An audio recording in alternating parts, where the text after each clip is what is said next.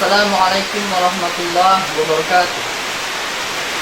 Innal hamdalillah nahmaduhu wa nasta'inuhu wa nastaghfir wa na'udzu billahi min shururi anfusina wa min sayyiati a'malina.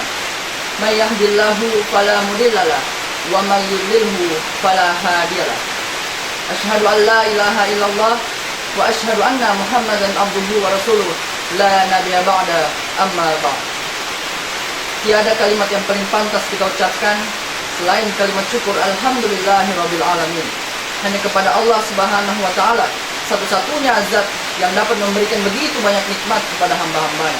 Salah satu nikmat yang paling kita butuhkan sekarang yaitu nikmat kesehatan, disehatkan dari segala penyakit yang ada. Salatan wa salaman daiman mutalazziman ala nabiyyina Muhammad sallallahu alaihi wasallam. Jami'al Islam alladzi qad akhrajan nasa minaz zulumati ilan nur aw ila siratal mustaqim. Saya Muhammad Zaki Najwa Namiruddin, kelas 11 Desain Permodelan dan Informasi Bangunan SMK Muhammadiyah 1 Palu, akan menyampaikan sedikit ceramah singkat yang bertema tentang berhusnuzon kepada Allah Subhanahu wa taala. Masyiral muslimin rahimakumullah. Allah berfirman kepada orang-orang yang banyak dosa seperti kita, yang pernah berzina, yang pernah minum khamar, yang mungkin pernah membunuh, yang banyak dosa, yang kotor hina dinar. Allah bilang, ya ibadi hambaku. Lembutnya panggilan Allah kepada kita. Allah tidak pernah memanggil kita, wahai manusia, wahai pendosa, wahai orang-orang yang hina. Allah berfirman, ya ibadiyalladzina asrafu ala anfusihim. Katakanlah kepada hamba-hambaku yang melampaui batas terhadap dirinya. Lembut sekali bahasa Allah. Bahkan ketika berbuat dosa, diam-diam di malam hari, tidak ada yang melihat kecuali Allah. Kemudian hanya satu, yaitu malaikat yang mencatat. Allah Subhanahu wa taala berbisik kepada malaikat itu, jangan dicatat dulu. Mungkin besok dia akan bertaubat, dan jangan kabarkan ini kepada malaikat lain. Allah seperti itu. Ketika kita berbuat dosa, Allah tutupi aib kita. Namun ketika kita bertaubat, datang kepada Allah bersujud meminta ampun, Allah langsung umumkan, wahai para malaikatku, lihat hambaku ini, dia bertaubat. Giliran kita bertaubat, Allah umumkan. Giliran kita berbuat dosa, Allah tutupi aib kita. Masyiral muslimin rahimakumullah. Dalam semua kebaikan Allah, masih ada saja orang yang berseuzon kepada Allah, berprasangka buruk kepada Allah, mengatakan, saya sudah sholat, mengaji, puasa, saya sudah melaksanakan semua perintah Allah, tetapi apa yang Allah berikan kepadaku? Sebuah musibah. Apakah itu tidak adil? Berbicara tentang musibah terbagi menjadi dua, yakni musibah yang diturunkan oleh Allah karena perbuatan tangan manusia sendiri, yang Allah jelaskan pada surah Asy-Syura ayat 30, Minasyaitonirrajim, wa ma asabakum min musibatin fabima kasabat aydikum.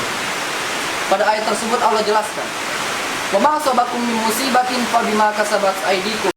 Dan musibah apapun itu yang menimpa kalian merupakan perbuatan tangan manusia itu sendiri.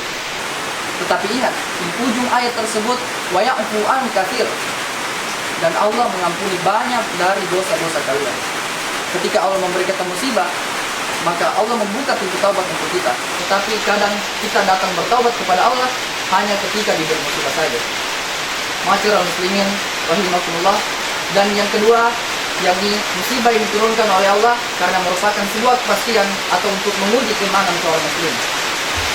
Telah Allah jelaskan lagi pada surah Al-Baqarah, Bismillahirrahmanirrahim, walanabluwannakum bisyai'in minal khawfi wal ju' wa naqsin minal amwali wal anfusi was samarat. Dan pasti kami akan menurunkan bagi kalian sedikit musibah, kekurangan harta, jiwa, dan buah-buahan. Namun Allah memberi kita solusi juga. Wabasyirus sabirin, sampaikanlah kabar gembira kepada orang-orang yang sabar. Kapan ketika orang tersebut dibilang sabar? Dijelaskan lagi di ayat selanjutnya, alladzina iza asabathum musibah, yaitu orang-orang yang ketika dia ditimpa musibah, diberikan musibah oleh Allah, ia mengatakan, qalu inna lillahi wa inna ilaihi raji'un. Sesungguhnya kita adalah milik Allah dan akan kembali kepadanya. Masyaallah muslimin rahimakumullah. Beberapa bulan ini kita digegerkan dengan datangnya wabah yang disebut dengan pandemi virus COVID-19 yang akrab disapa dengan corona, yang membuat semua orang resah dan gelisah, membuat banjir tangis di seluruh dunia. Kenapa? Karena satu persatu orang tercinta, orang tersayang menjadi korban atas wabah tersebut. Apakah merupakan sebuah cobaan ataukah sebuah azab? Orang yang terbaring di rumah sakit, ruhnya masih ada dalam jasad. Anaknya, keluarganya tidak bisa berada di sampingnya karena pihak rumah sakit tidak mengizinkan untuk mendekati korban tersebut. Dia hanya bisa terbaring, menghayalkan, memikirkan, merenungkan apa yang selama ini dia perbuat. Jikalau saat sehat walafiat dia sempat beribadah kepada Allah, maka penyesalannya tak begitu besar. Namun ketika sehat walafiat tak sempat menempelkan kening ke lantai, tak sempat melangkahkan kaki ke rumah Allah, maka tiada duka di atas duka. Air mata yang mengalir tak dapat mengembalikan masa lalu. Lantar di al-ayyamul lati madat, semua yang telah berlalu tak akan terulang kembali. Masyaallah muslimin rahimakumullah. Pertanyaannya adalah, di mana posisi kita? Apakah kita berada di posisi orang yang telah melaksanakan semua perintah Allah, ataukah berada di posisi orang yang menunggu penyesalan kita? Semua jawabannya berada di diri kita sendiri. Barakallahu li wa lakum fil Qur'anil azim. Injil maqala wa la tanjil maqala. Fastabiqul khairat.